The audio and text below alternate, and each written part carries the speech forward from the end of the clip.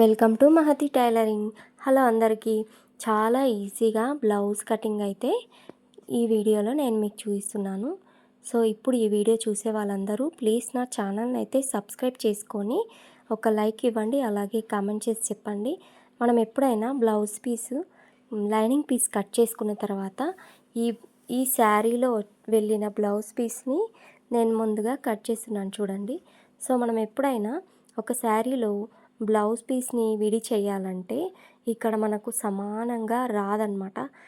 కొన్ని బ్లౌజులు అయితే కరెక్ట్గా ఇక్కడ మనకు కొంగు పాటు ఇచ్చిన తర్వాత ఇక్కడ వైట్ బార్డర్ ఇచ్చాడు చూడండి. ఆ వైట్ లైనింగ్ అనేది ఇలా మనం మధ్యలో ఒక పోగు లాగినామనుకో ఇక్కడ మనకు క్లియర్గా స్ట్రేట్ అనేది ఏర్పడిపోతుంది. మనకు క్లాత్ అనేది ఎలా స్ట్రేట్ ఉందనేది ఒక్కొక్కరికి తెలియదన్నమాట. సో అలా తెలుసుకోవడానికి మనము కొంచెం కట్ చేసి నిలువుగా ఉన్న ఒక్క పోగును లాగామంటే మనకి ఈజీగా ఈ క్లాత్ అనేది ఎలా వెళ్తుందనేది తెలిసిపోతుంది. సో చూడండి ఎంత క్రాస్గా వచ్చింది. అక్కడ మనకు డిజైన్ మాత్రం ఇలా స్ట్రేట్లో చూపిస్తుంది.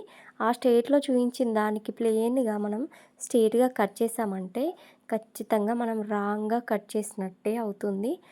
మనం పీకో చేస్తాం కదా, కొంగుకి పీకో చేసేటప్పుడు క్రాస్ వచ్చేస్తుంది అనమాట. చూస్తున్నారు కదా, ఒక పోగు లాగగానే ఇలా కుచ్చులుగా వచ్చింది చూడండి, అది మనకు స్ట్రేట్ అనమాట. సో గుర్తుపెట్టుకోండి, ఇలా కట్ చేసుకోవాలి.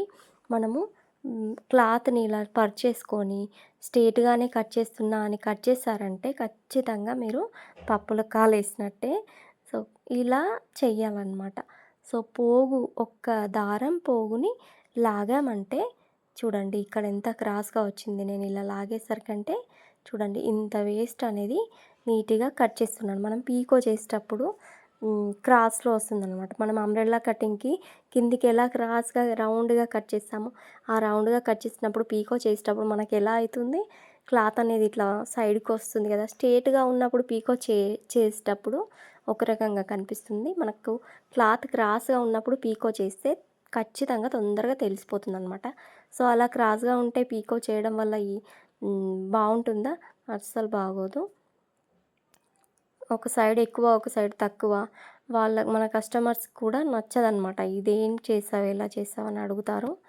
సో మనకు అలా మాట పడకుండా మన వర్క్ అనేది పర్ఫెక్ట్గా ఉండడానికి మనం కొన్ని టిప్స్ కొన్ని నేర్చుకోవాలన్నమాట. సో బ్లౌజ్ పీస్ని అయితే ఇలా కట్ చేశాను. బ్లౌజ్ పీస్ని కరెక్ట్గా ఇలా 2 ఫోల్డ్గా మలిచేసుకున్నాను. ఇలా పొడవుగానే కూర విడివిడిగా మలిచేసుకున్నాను అనమాట. చూస్తున్నారు కదా, ఇలా పొడవుగానే మలిచేసుకున్నాను. ఈ ఒక సైడ్ బార్డర్లో ఇలా చిన్న పువ్వులు అనేటివి రాలేవు, ఒక సైడ్ బార్డర్లో వచ్చాయి. సో ఇక్కడ పువ్వులు రాని ప్లేస్ నేను బ్యాక్ తీసుకుంటున్నాను.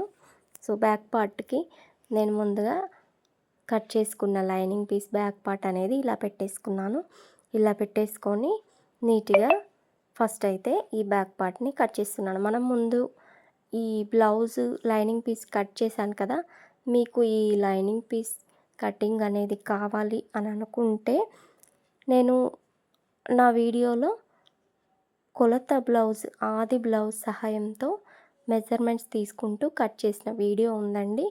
ఈ వీడియో ముందే ఉందన్నమాట. ఛానల్ విజిట్ చేసి చూస్తే మీకు ఈ వీడియో కనిపిస్తుంది, వెళ్ళి చూడండి క్లాత్ ఎలా అడ్జస్ట్ చేస్తున్నానో. బ్యాక్ పార్ట్ అయితే కట్ చేశాను కదా, ఈ క్రాస్ కట్ కాబట్టి ఎలా అడ్జస్ట్ చేస్తున్నాను చూస్తున్నారు కదా. మనకు ఇక్కడ సైడ్ జాయింట్లలో ఆ వెనక ఉన్న వైట్ కలర్ అనేది రాకుండా ఉండడానికి అడ్జస్ట్ చేస్తున్నాను. సో కొంచెం వైట్ కలర్ వచ్చింది, అది సైడ్ జాయింట్లోకి లోపలికి వెళ్ళిపోతుంది కనిపించకుండా. సో అలా కనిపిస్తుందంటే అక్కడ కట్ చేసి మనము అతుకు అనేది ఈజీగా వేసేయచ్చు. సో చూడండి, ఇలా అయితే ఈజీగా వీడియోలో చూస్తున్న విధంగా ఫ్రంట్ పార్ట్ అయితే కట్ చేస్తున్నాను. సో ఈ చిన్న ముక్కలు ఉన్నాయి చూడండి, ఇవన్నీ మనకు దేనికన్నా ఉపయోగపడతాయి, ముందే పడేసేయద్దు. సో ఇప్పుడు ఇక్కడ చూడండి హ్యాండ్స్కి ఎంత క్రాస్గా వచ్చింది బ్లౌజ్ అనేది. నేనైతే ఇలా తీసుకుంటున్నాను, చూస్తున్నారు కదా, కిందికి కూర ఉన్న ప్లేస్లో తీసుకోవట్లేదు.